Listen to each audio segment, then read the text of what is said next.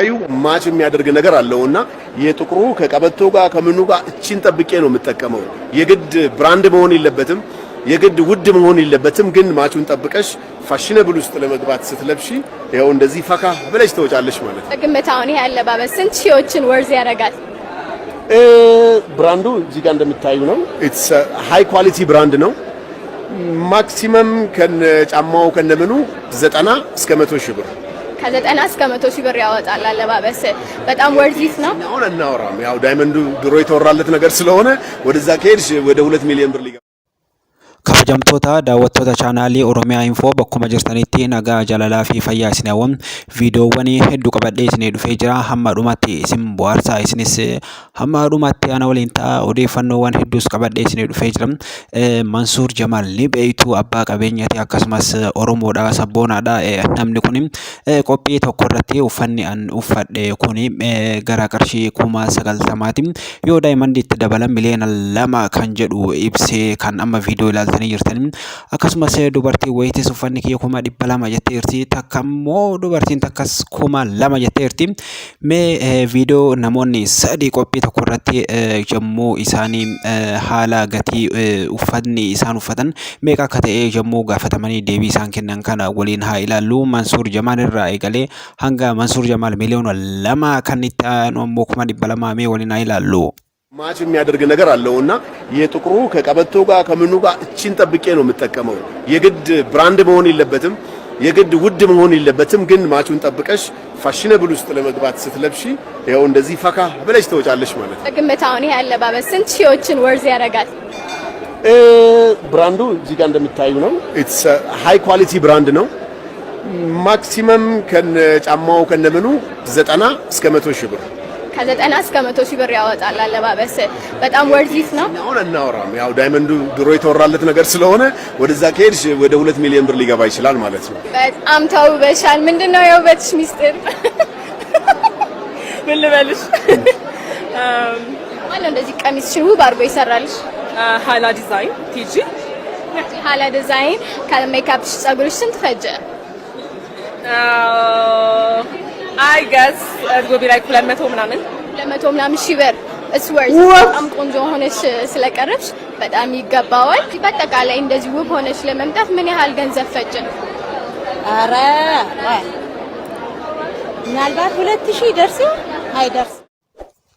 kabajamtoota daawwattoota chaanaalii Oromiyaa Infoo itti aansee ammoo qarreen takka Mansuur Jamaalitti na hirubsiisaa jetteerti. Sirba dinqisiisaa dabala tokko fayyadamtee jirti.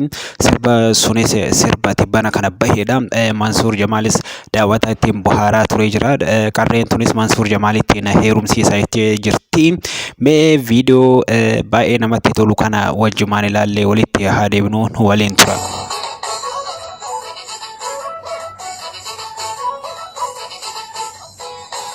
Nan hawi sisa. Nan hawi sisa. Mansuur Jamaal itti qabana heerum sisa. Hinka hujennan qawee dhugee tanuu fajjeessa. Nan hawi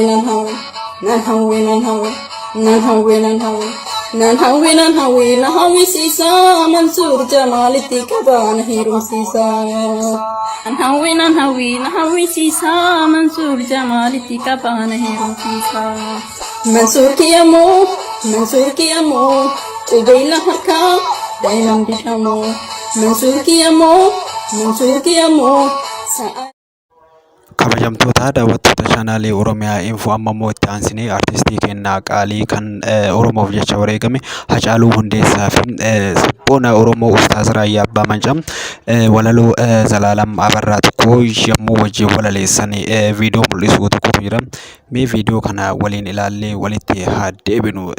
Walaloo Zalaalam Abarraa walaloo bareedaa kana Raayyaan Abbaa Mancaa fi Hacaaluun walaleessaa turani. Mee viidiyoo kana hamma dhumaatitti waliin haa ilaallu. Baay'ee namatti tola. Isinis mee dhageeffadhaa ilaalaa. Akkamittiin caalii akkamittiin gurbaana dhaga'uu diddaa jedhe. Caalii sanyii dhiiraa caalii sanyii guddaa. Akkamittiin gurbaa akkamittiin caalii na dhagahuu diddaa. Caalii sanyii dhiiraa caalii sanyii guddaa. kan dur lammiin kee ajjeesee dibatee tufeen arraabne gafarsaan gaditti saawwaatti lakkaa'e warra dur lammiin kee cufee lafa kaa'e ajjeesuun dibanne gafarsaa gaditti sa'aatti lakkaa'e yeroo yoo argatu raadiyoon sii waadee qawween sii akaa'e har'a yeroo argatee reediyoon si waadee qawween si akaa'e hammam lammii keetiin waliigaltee dhabdu mana gumaa lixxaa ilma haa ammam lammii keetiin waliigaltee diddee mana gumaa lixxaa ilma haa jedheetu afaan kottaafu kan shan ta'ee dhufu jedhe. hammam lammii keetiin waliigaltee dhabdu mana gumaa lixxaa ilma haa ammam lammii keetiin waliigaltee diddee mana gumaa lixxaa ilma haa jedheetu afaan kottaafu kan shan ta'ee dhufu.